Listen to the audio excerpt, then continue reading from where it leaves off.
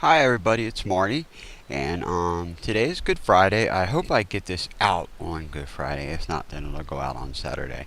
Listen, I just wanted to update all my friends and supporters and well-wishers on what the progress is so far. So earlier this week, I told you guys that I was definitely heading back for more surgery, and at that time, we had quite a few tests that were out, and well, I've gotten the results back, and I hope that I remember these. So I'm going to do them in order. So I talked about the CT scan. The CT scan came back. Excuse me for the noise. I'm just going to adjust this a little bit. The CT scan came back. There is not one, but two fractures. There is a fracture at lumbar 4 and a fracture at lumbar 5. So that's the reason why I've been in so much pain. I told you guys that I really felt like there was something in the works here that was just beyond my normal. And, I've been really, really fortunate with the neck surgeries. I haven't really suffered too much, like pain, lots of headaches, circulation stuff because blood wasn't flowing.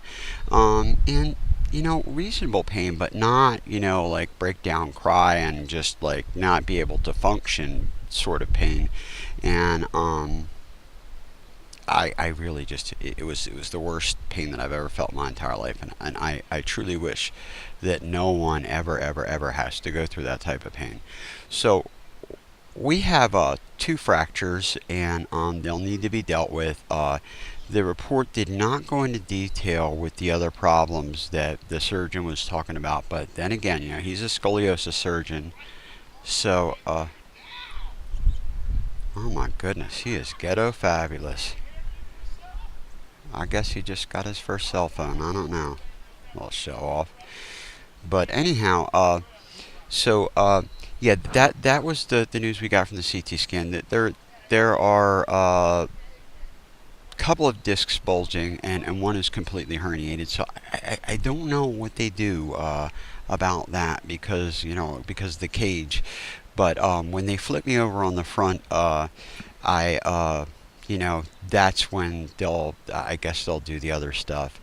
Um, some more news about the CT scan and what my surgeon has scheduled for me. Next week, I'll go up to Philadelphia for pre-surgical testing. Well, at bright and early in the morning at 8:30, I have been scheduled to meet a weight loss surgery surgeon. Uh, I think that's a little redundant, but he just happens to be a LapBand surgeon. He also happens to be an expert in band removal.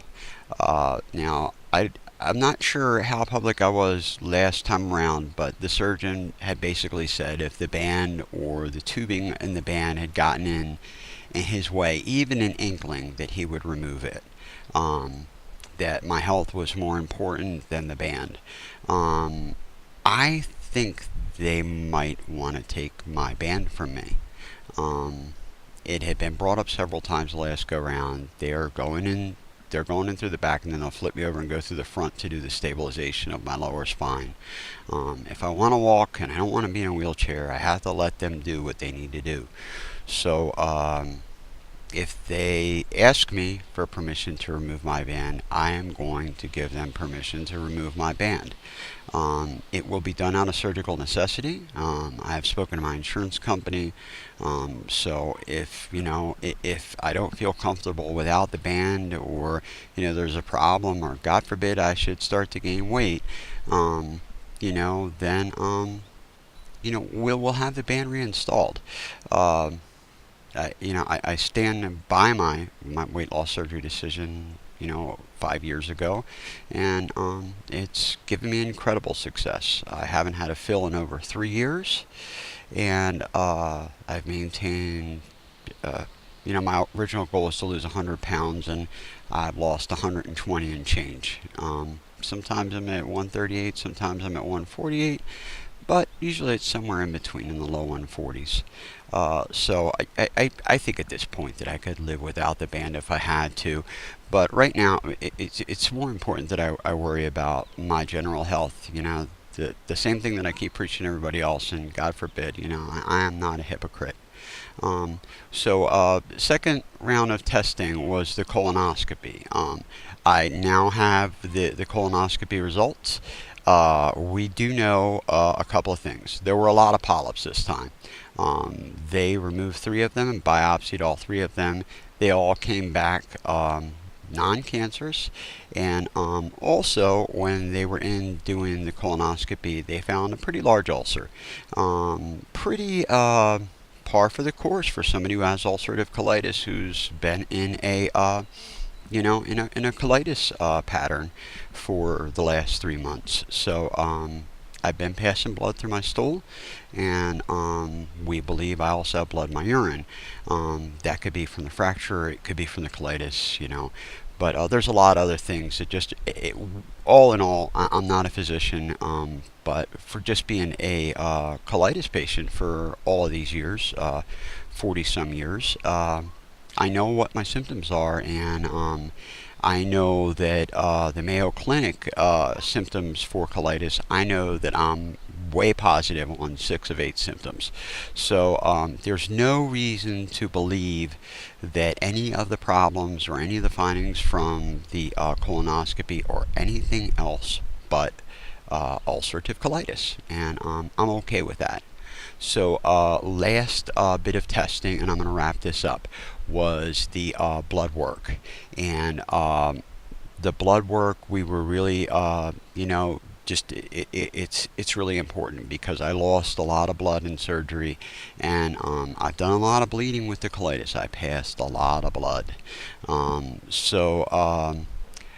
hemoglobin came back terrific. That's the great news. I am back up to 12.9. I was down at 8 at a certain point. I was at a 9 for a certain little while, but I'd never come above 10.4 up till January, and I'm at 12.9 today. When I went into the last surgery in November, I went in at 14.4. They want to blame this on anemia, whether it's post-surgical anemia or anemia created by, something like IBD or colitis or Crohn's, is, I don't care. All I know is that my blood keeps coming back, and I'm making good blood, but consistently my red blood cell counts are very low, and that's been the case for over the last 6 years. My hemoglobin only falls after surgery, and there's something else. I think my creatine levels could use improvement, and I think that could be taken care of through diet and supplements. All in all, with those 3 tests coming back the way they are now, this is all subject to interpretation or any other red flags that might have come up with through the surgeon, who really reads this stuff with a fine-tooth comb, that we are ready to fly. The plane's on the tarmac, so we will go ahead with the surgery on April the 4th, and it is what it is. I just wanted to ask one thing of you guys. I read a lot of the responses, and it just seemed like everybody was really sad. I can't have you guys being sad. The reason I haven't talked about my health problems, in all their glory and detail over all these years, is because I just wanted to be part of the group. I just wanted to be a weight loss surgery patient, and I didn't want people to feel sorry for me, or for their daily lives to be affected. I can't have you guys being sad for me. You're my hope. I'm not a big person on hope. I got a ton of faith, but hope, is just, I traded hope for hard work a long time ago. And I'll do the work, I'll do the hard work, and I need you to have the hope for me. So please don't be sad. Just be hopeful and positive for me. It is very humbling, the number of people who offer to include me in their prayers, and I truly appreciate them. I am the prayer type of person, and there's not a night that I don't get down on my own knees and pray for my family and friends who need me, and thank thank for being so fortunate and lucky and to have had the incredible life that I have had. So please, just have that hope for me. Don't be sad. You guys know me. This is going to be lucky number 10. This surgery. This will be the 10th major surgery, and I say major surgery because anything under anesthesia, surgery lasting 3 or 4 hours, I would call that a major surgery. So this is going to be lucky number 10. I can't say that it'll be the last one. And that just is what it is. And there's nothing that you or I can do about that. I just want to see everybody in Nashville. I want to see everybody again in Atlantic City. Tell you how much I love you and get recharged. So that's it for now. It went way longer than I expected it to, so I apologize.